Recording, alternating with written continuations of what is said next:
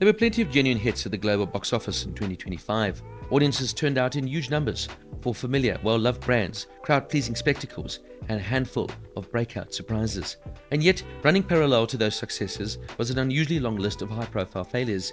Films with massive budgets, major stars, acclaimed filmmakers, and strong awards ambitions that nonetheless collapsed on release.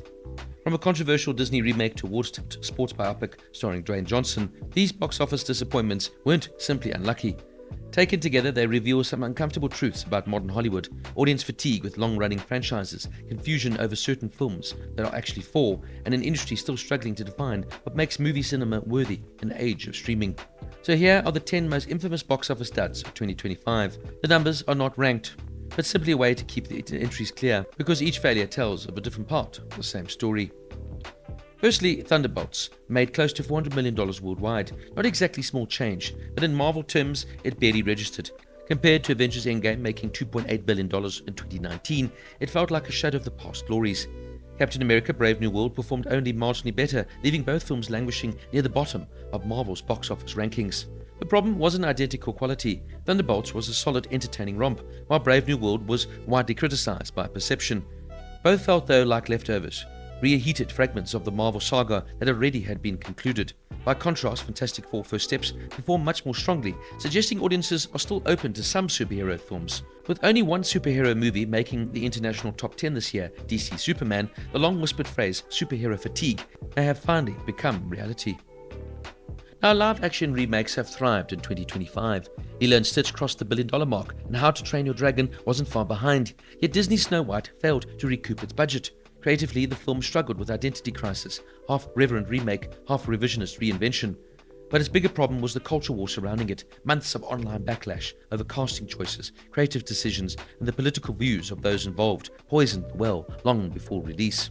This was a fairy tale destined to fail, and with a poor performance from Gail Gadot and Rachel Zellweger overstepping the mark far too soon into her career, this film quickly lost its identity, not knowing what it wanted to actually present. Mickey 17. After Parasite became a global phenomenon and Oscar history maker, anticipation for Boo Joon-ho's follow-up was immense. Then came the delays and more delays, and by the time Mickey 17 finally arrived, curiosity had curdled into suspicion. Despite a reported budget of nearly $100 million and Robert Pattinson in multiple roles, the sci-fi epic failed to connect. Critics called it muddled and toothless, and audiences stayed away. In hindsight, the prolonged production raised expectations it couldn't possibly meet. The result wasn't a bold reinvention, just a reminder that even Oscar winners aren't immune to blockbuster misfires. After the Hunt. On paper, After the Hunt looked like an award season gold. Julia Roberts, Luca Guadagnino, timely Me Too storyline, and Ivy League setting. In reality, it reportedly grossed less than $10 million worldwide, barely half of Roberts' salary. Part of the issue was execution. The film was overlong, overstuffed, and tonally uneven, but it also suffered from something more fundamental. It felt like prestige television. With its endless subplots, talk-heavy structure, it resembled the kind of drama viewers could stream at home every night for free. I'd pay cinema prices for something that feels so small. Christie. Few flops with more shocking than Christie, a biopic about a boxer, Christy Martin, starring Sydney Sweeney. Despite Sweeney's immense online popularity, the film posted one of the worst wide-release openings in recent US history. The takeaway? Social media fame doesn't guarantee box office pull, nor does controversy necessarily translate into ticket sales. Christie, like Sweeney's other recent flops, Americana and Eden, was a modest, risk-taking indie, not a glossy studio tentpole. As Sweeney herself put it, we don't always make art for numbers. We make art for impact. The box office didn't reward her, but the intent mattered. I Know What You Did Last Summer. The logic behind reviving I Know What You Did Last Summer seemed sound. Horror revivals were booming. Kevin Williamson was back. Nostalgia, of course, sells. But nostalgia only works when people actually remember and care.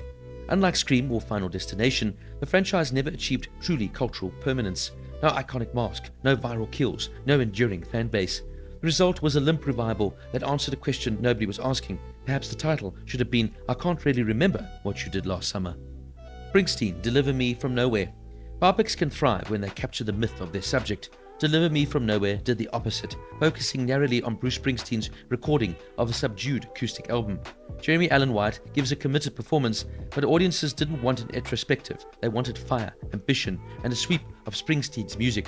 By rejecting the traditional rise, fall, redemption arc, the film also rejected what most viewers expect from the genre. Sometimes restraint isn't revelation, it's just an anticlimax. Elio. After Inside Out 2 dominated 2024, expectations for Pixar's next original film were sky high. Elio couldn't meet them though. Originally conceived as a personal story by Coco co-director Adrian Milana, the project lost its creative anchor when Milana departed mid-production. Multiple director changes followed, and the final film felt compromised and unfocused.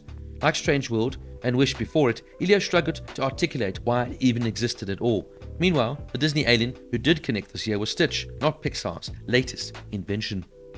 Megan 2.0. Megan was a meme-fueled phenomenon. The sequel's mistake wasn't quality, it was ambition. Instead of doubling down on a campy slasher fun, Megan 2.0 pivoted into a globe-trotting action thriller. On its own terms it worked, but audiences wanted more of what they loved, not reinvention. As producer Jason Blum later admitted, the team overestimated how flexible that audience's connection really was. Sometimes evolution looks a lot like betrayal. The Smashing Machine. Dwayne Johnson's prestige pivot had all the right ingredients: a true story, Emily Blunt, and the creative director of Benny Safdie. But audiences didn't want to see The Rock stripped of joy. Johnson played a charismatic fighter battling addiction, a role not widely different from his usual persona, just bleaker. And bleak isn't why people buy tickets to see a rock movie after all. Ironically, Safdie's brother, Josh, found award success with Marty Supreme, starring Timothée Chalamet, a reminder that prestige only works when the star, material, and audience expectations align. That's not to take away from an excellent performance from Johnson, nor a superb film. It just wasn't what people wanted to see. None of these films failed for the same reason, but together they paint a clear picture. Audiences are selective. They don't want half-hearted franchises, streaming-style dramas, nostalgia without affection, or stars chasing validation at the expense of fun. Hollywood's challenge isn't getting people back into cinemas, it's reminding them why cinemas matter at all.